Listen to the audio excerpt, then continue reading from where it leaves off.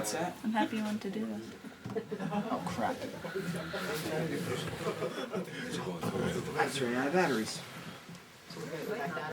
No, it's just a walk-up on the ladder, I think, if I'm not mistaken. In case we ever have a cable. Yeah. Yeah, big difference. No, I turned it to silent actually. Oh, no, they won't work. That's the thing. Signal's going. No, not quite.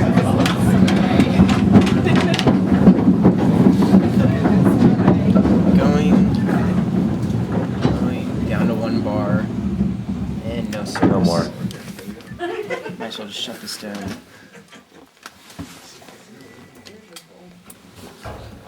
It's kind of interesting. If you want to look at the window, you can put it on night vision.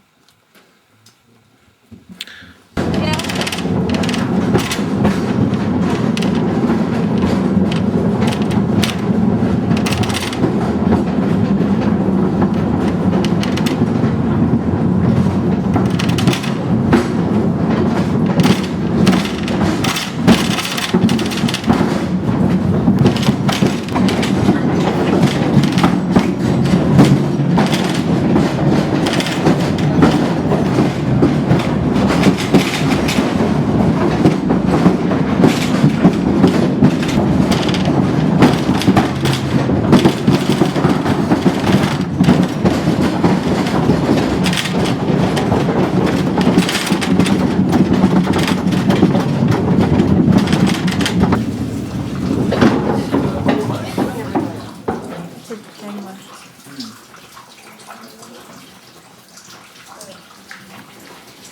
Okay, guys, now this whole mine we're in was formerly owned by the Philadelphia and Reading Coal and Iron Company. The section of mine we'll work today worked from 1911 to 1931. It was shut down in the early 30s during the Great Depression, then reopened in 1962 as a tourist attraction. But when it was in full production, the mine did employ about 250 men. As we traveled through the tunnel, we came from north to south through the mountain. Now, the old miners cut the tunnel right through the solid rock going through the mountain from north to south because the veins of coal run east and west. So as they cut the tunnel through the mountain, they hit through the various veins of coal along the way. Right behind us here, Mammoth vein of coal. Gotta stay Mammoth, it's the largest vein of anthracite coal in the world. It's actually 50 foot thick right here. 50 foot of coal starts at that rock we call the bottom rock, runs all the way down to the first set of timber down there. This is 50 foot of coal behind these timbers here. Now that 50 foot of coal will follow the steep pitch of that rock, and it runs for 400 foot. It goes right to the surface of the mountain. Down it goes for 2,000 feet. The vein of coal runs right down underneath the town. Now the veins of coal actually run 40 miles east and 40 miles west off of this tunnel. The passageways that follow the veins through the mountain, we call them gangways. I'll move the cars into the end. We'll take a walk down one of those gangways. You guys will get a better look.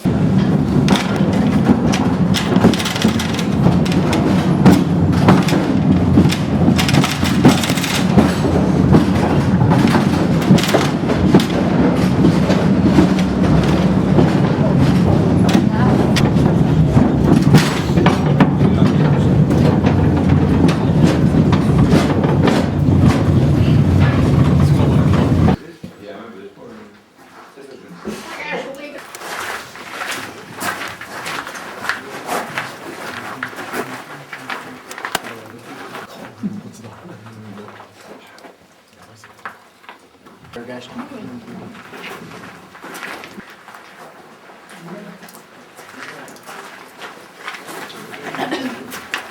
Anything like that mammoth vein we've seen out there, but it gives you a good idea here how the veins of coal run. Now that rock right there my light is on is the top rock. Down here's the bottom rock. In between the two stratas of rock lays the vein of coal. That's what determines the thickness of the vein of coal, the distance between the two stratas of rock. Like that mammoth vein we've seen out there was 50 foot thick in between the rock. Now if you follow my light up, you can see it running as far. This is where the mules bring the empty coal cars in. Remember, the gangways follow the veins through the mountain. And the miners are going to follow the veins up and mine from this level of the mine and follow the veins up and mine uphill. Follow me in here, I'll show you. And you mine uphill, following the veins up. When the coal's dynamited up there, it comes down the chute and goes right in the car by gravity alone. No machinery needed. Throughout the world, it's bituminous coal or soft coal. See, those veins lay flat. That'll there. And then the vein of coal turned to rock right there. That's why they stopped right there. That should be a nice shiny 7 foot of coal right there we should be looking at. If it was, this gangway would have continued on for a mile through the mountain. All those drippers of water.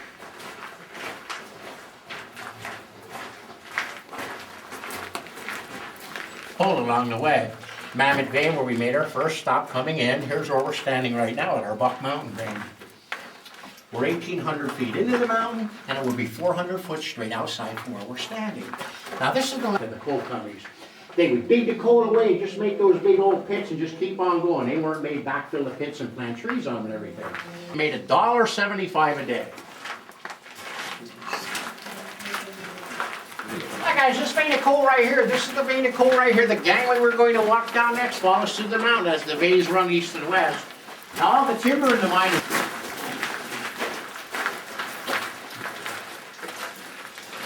Now that tunnel there cuts back to another vein of coal back there. Those rails strain out back there, and it's a gangway, just like the one we're walking on here right now. Now, if we would advance this tunnel another 100 feet straight back through the rock, there's a solid virgin vein of coal back there, never a pound of coal taken out of it. So there's a few million ton of coal sitting back there.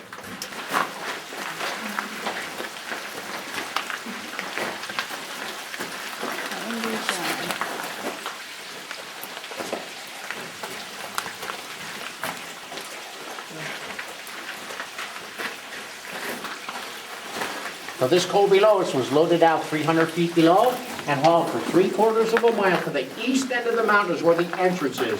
So we're 3/4 of a mile in from the east end right there.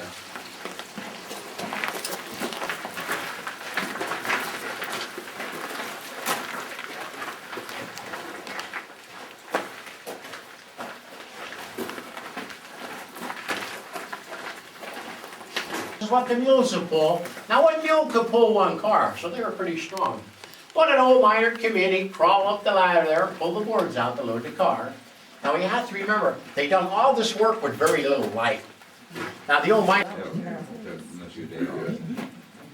What were labor relations like? Were there unions? Well, this was actually, this mine became union in 1900.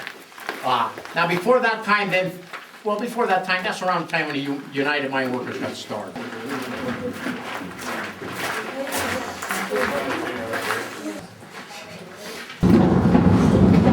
As an amusing side story, it reminds me of the space shuttle.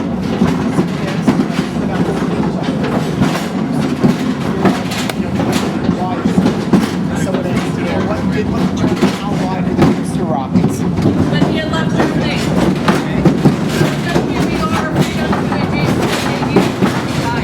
Well, it didn't exist back then. Russia. Okay.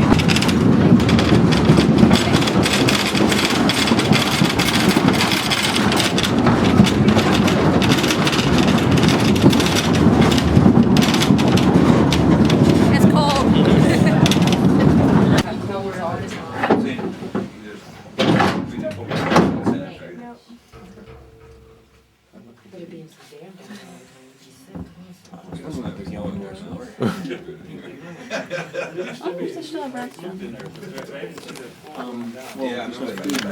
Yeah. Less likely. Well, I've been just something trying to get out of the, well, I guess it's cold in here too. Yeah. I guess during the summer, maybe. That was a right spot. Yeah. Shelters. Well, it's buildings and That's true. I know, I thought it was they're cold warmer today. during the winter, they're more like.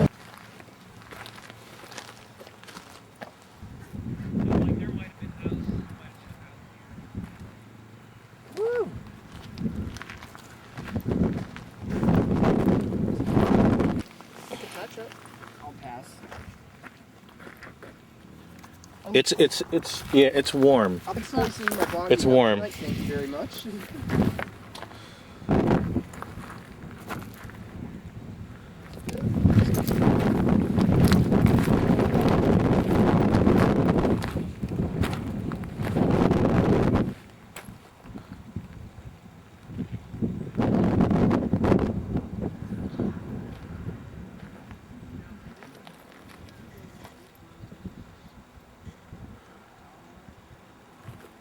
Got a light.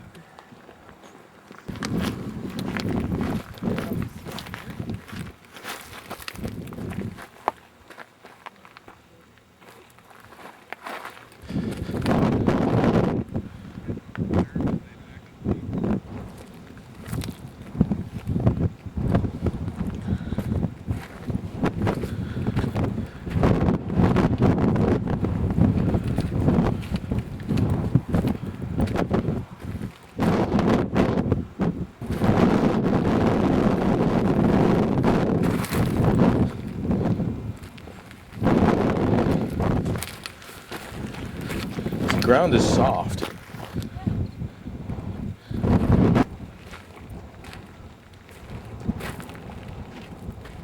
I get full coverage here.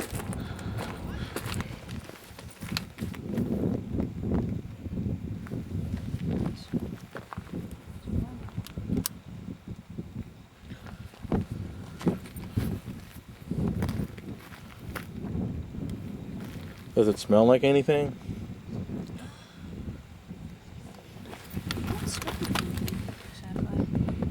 No, I don't.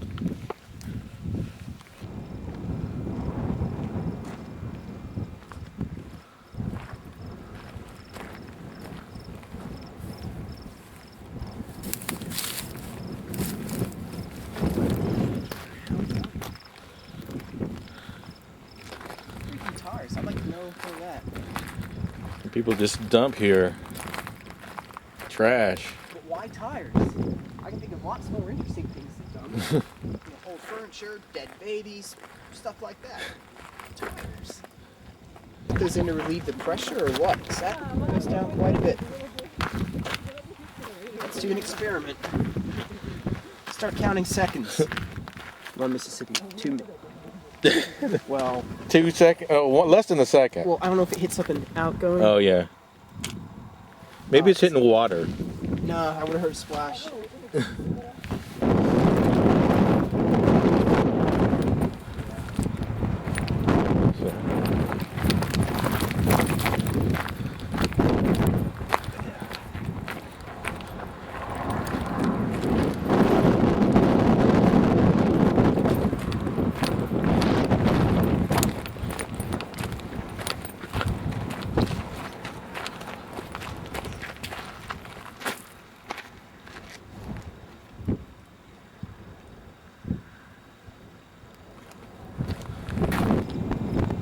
This here was part of the town because it's just very hilly. Ooh, it smells horrible up here.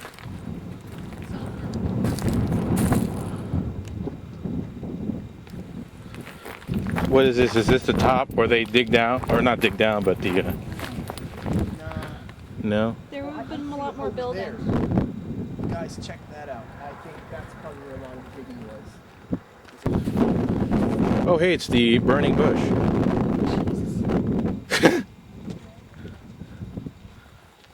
Apparently.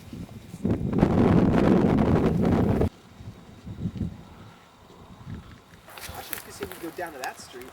Okay. Because there's a sign there that looks interesting. Okay, sure.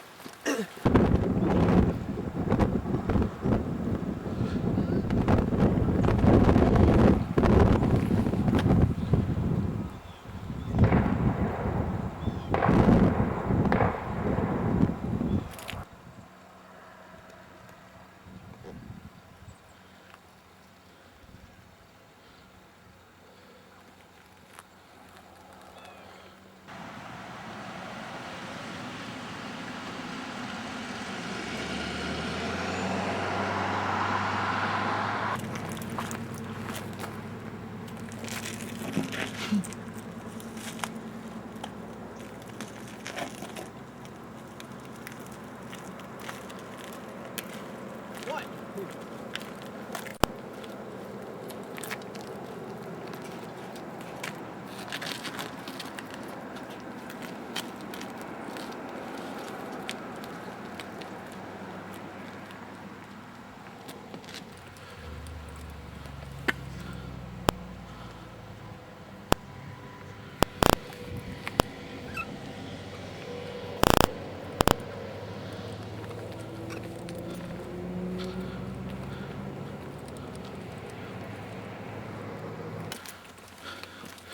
Yeah.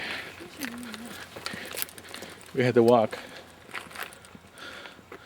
Can't even see the road anymore. Got it. Just the ground shifting just with everything going on. This is incredible for the damage. They kept trying to fix it, but it would keep doing that.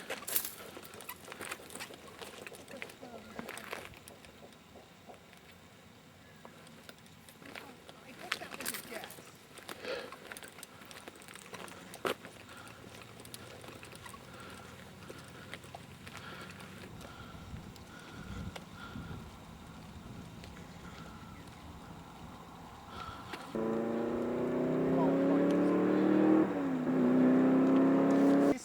spells it out real well. I'm with stupid. Renegade, this is it.